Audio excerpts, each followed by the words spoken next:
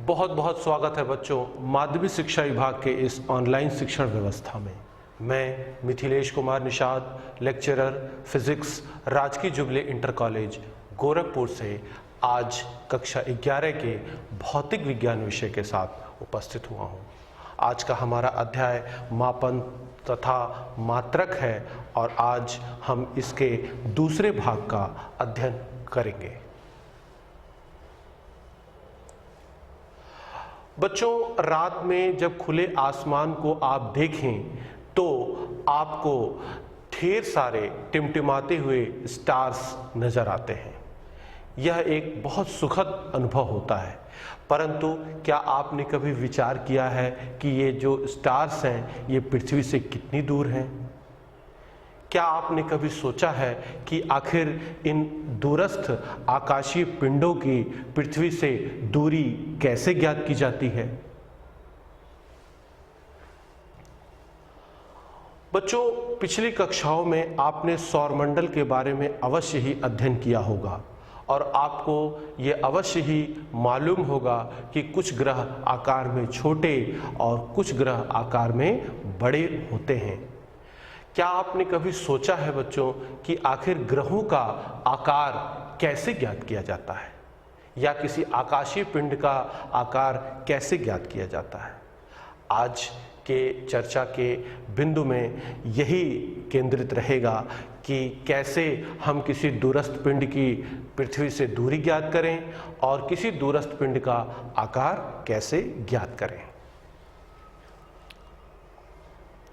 इस क्रम में बच्चों मैं आपको बताना चाहता हूं, दरअसल आप ये जो कुछ भी आज पढ़ने वाले हैं वो लंबाई का मापन नामक हेडिंग के अंतर्गत ही आप अध्ययन कर रहे हैं। इसमें लंबाई के मापन को दो हिस्से में पढ़ाया जाएगा।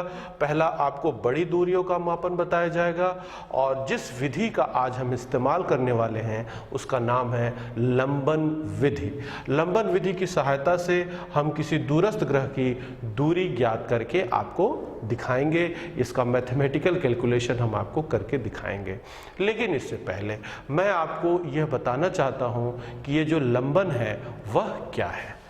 बच्चों, इसके लिए लंबन क्या है इसको समझने के लिए सबसे पहले आप कोई पेन या पेंसिल अपने आंखों के सम्मुख बिल्कुल नाक की सीध में इसको रखें और एक आंख बंद करके दूसरी आंख से इस पेन या पेंसिल को देखें, फिर दूसरी आंख बंद करके पहली आंख से देखें तो आप पाते हैं कि इस पेन या पेंसिल की स्थिति पृष्ठभूमि के सापेक्ष परिवर्तित होती है।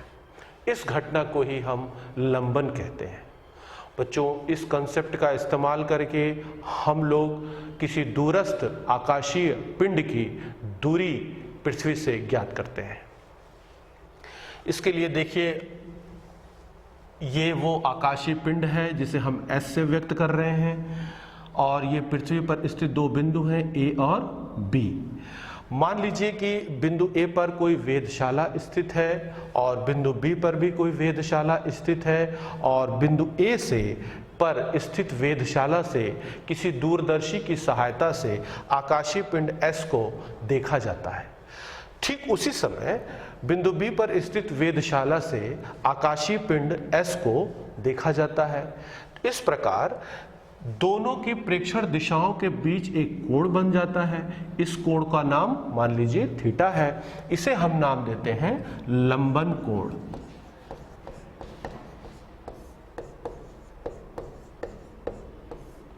और ये जो पृथ्वी पर स्थित दो बिंदु थे ए और बी, इनके जो बीच की दूरी है इसको हम कहते हैं आधारक। इसे हम स्मॉल b से रिप्रेजेंट करते हैं। इंग्लिश में इसे बेसिस भी कहा जाता है। मान लीजिए कि पृथ्वी से ये जो दूरस्थ पिंड है आकाशीय पिंड, उसकी दूरी कैपिटल D है। बच्चों, अब हम यहाँ पर एक छोटा सा अप्रॉक्सीमेशन लेंगे। अप्रॉक्सीमेशन ये है कि मान लीजिए कि ये जो लंबन कोण है ये बहुत ही छोटा हो।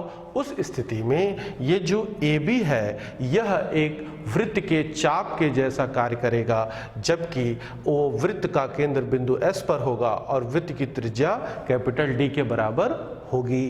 कुछ इस प्रकार से ये ज्योमेट्री बनेगा।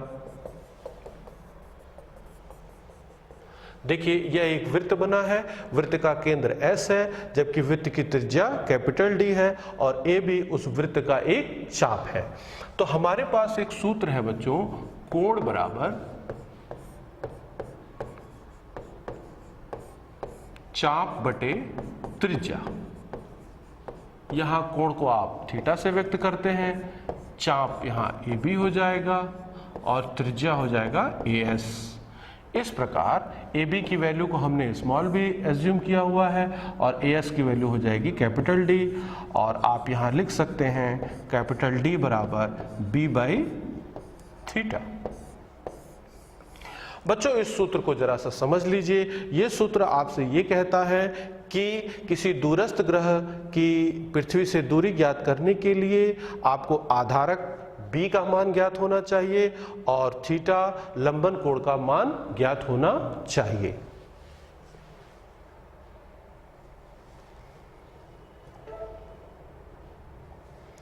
अब हम किसी ग्रह का कोणीय व्यास ज्ञात करेंगे। सबसे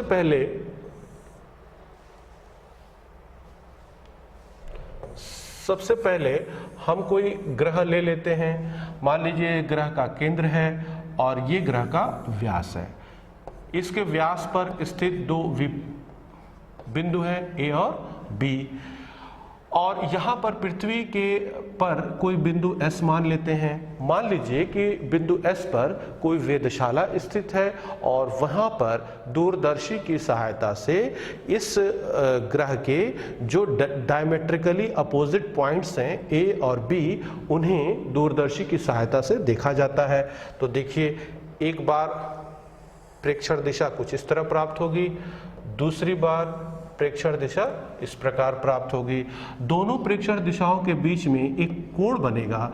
इस कोण को आप अल्फा मान लीजिए।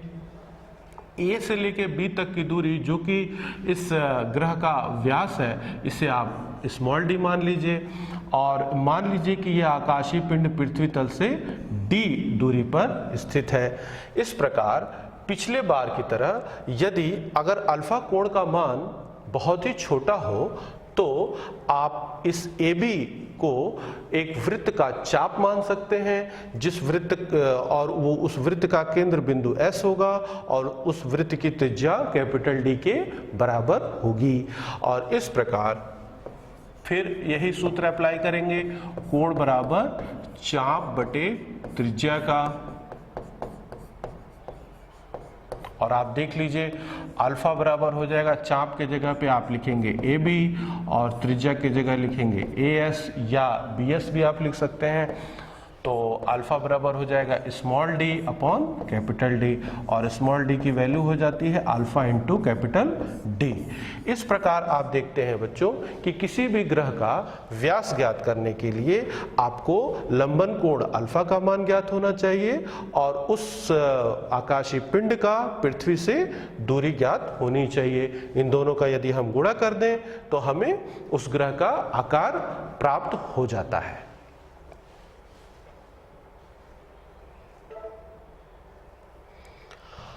अब इस बात को और ज्यादा स्पष्ट रूप से समझने के लिए हम आपके लिए एक आंकिक क्वेश्चन लेके आए हैं। जरा देखिए क्या है। पृथ्वी के दो व्यासतः विपरीत बिंदुओं A तथा B से चंद्रमा का प्रेक्षण किया गया। प्रेक्षण की दो दिशाओं के बीच चंद्रमा पर अंतरित कोण थीटा की माप 1 डिग्री 54 मिनट है। पृथ्वी का व्यास लगभग 1.276 गुणे 10⁻7 मीटर है। पृथ्वी से चंद्रमा की दूरी का अभिकलन कीजिए। इस क्वेश्चन को सॉल्व करते हैं। मान लीजिए ये चंद्रमा है S और पृथ्वी पर व्यासतः दो विपरीत बिंदु मान लीजिए A तथा B हैं। जब A पर स्थित वेधशाला से दूरदर्शी की सहायता से चंद्रमा को देखा जाता है तो प्रेक्षण दिशा प्राप्त होती है, और ठीक उसी समय जब बिंदु B पर स्थित वेधशाला से दूरदर्शी की सहायता से जब इस चंद्रमा को देखा जाता है तो दोनों की प्रेक्षण दिशाओं के बीच में कोण बनता है। इस कोण को आप लंबन कोण कहते हैं, और प्रश्नानुसार यह लंबन कोण 1 डिग्री 54 मिनट दिया हुआ है। साथ ही साथ ये जो दोनों बिंदु हैं A और B, भी जिन्हें हम आधारक कहते हैं, इसकी वैल्यू दी गई है 1.276 इंटू 10⁻7 मीटर। अब ये दूरी मान लीजिए कैपिटल डी है, ये स्मॉल बी है। अब आप जानते हैं थीटा बराबर बी बाई कैपिटल डी। अब यहाँ पे डी का वैल्यू आप लिख सकते हैं बी बाई थीटा, बी की वैल्यू 1.276 इंटू 10⁻7 और थीटा की वैल्यू बच्चों देखिए डिग्री और मिनट में है, हम इसे एसआई यूनिट रेडियन में कन्वर्ट करेंगे। तो आप जानते हैं कि 1 डिग्री बराबर होता है 60 मिनट, तो 60 मिनट ये हो गया प्लस 54 मिनट, तो ये दोनों मिलके हो जाएगा 114 मिनट। और मिनट को रेडियन में कन्वर्ट करने के लिए हम पाई बटे 180 गुणे 60 से गुणा करते हैं और यहाँ पर 114 मिनट से गुणा हो जाएगा, फिर ये रेडियन में कन्वर्ट हो जाएगा। इस प्रकार से थीटा का मान यहाँ पे रखते हैं पाई गुणे 114 बटे 180 गुणे 60। पाई की वैल्यू रख करके बच्चों जब हम इसे सॉल्व करेंगे तो इसकी वैल्यू आएगी 3.84 इंटू 10⁻11 मीटर। तो देखिए बच्चों कि लंबन विधि की सहायता से कितने आसानी से हमने पृथ्वी तल से चंद्रमा की दूरी का परिकलन गणितीय रूप से कर लिया, जैसा कि हमने आपको इंट्रोडक्शन में ही चर्चा किया था। अब हम आते हैं अगले प्रश्न पे। सूर्य के कोणीय व्यास की माप 1920 सेकेंड है। पृथ्वी से सूर्य की दूरी 1.496 गुणे 10⁻11 मीटर है। सूर्य के व्यास का परिकलन कीजिए। अब इसको सॉल्व करते हैं। मान लीजिए ये सूर्य है, ये सूर्य का केंद्र है, ये व्यास है, व्यास पर स्थित दो विपरीत सिरे हैं ए और बी। यहाँ पृथ्वी पर स्थित बिंदु है एस, बिंदु एस से एक बार बिंदु ए को देखा जाता है, बिंदु एस से एक बार बिंदु बी को देखा जाता है। दोनों के बीच में प्रेक्षण दिशाओं के बीच बनने वाला कोण 1920 सेकेंड है और ये पृथ्वी से सूर्य की जो दूरी है वो 1.496 इंटू 10⁻11 मीटर है। इसे आप कैपिटल डी बोलते हैं और यहाँ पर ये स्मॉल डी है, ये आपको ज्ञात करना है और इसे आप अल्फा बोलते हैं। सूत्र आपको अच्छी तरह से याद है बच्चों, अल्फा बराबर small D by capital D. तो यहाँ से स्मॉल डी की वैल्यू लिखेंगे तो अल्फा इंटू कैपिटल डी। अब आप आ जाइए अल्फा की वैल्यू 1920 सेकेंड।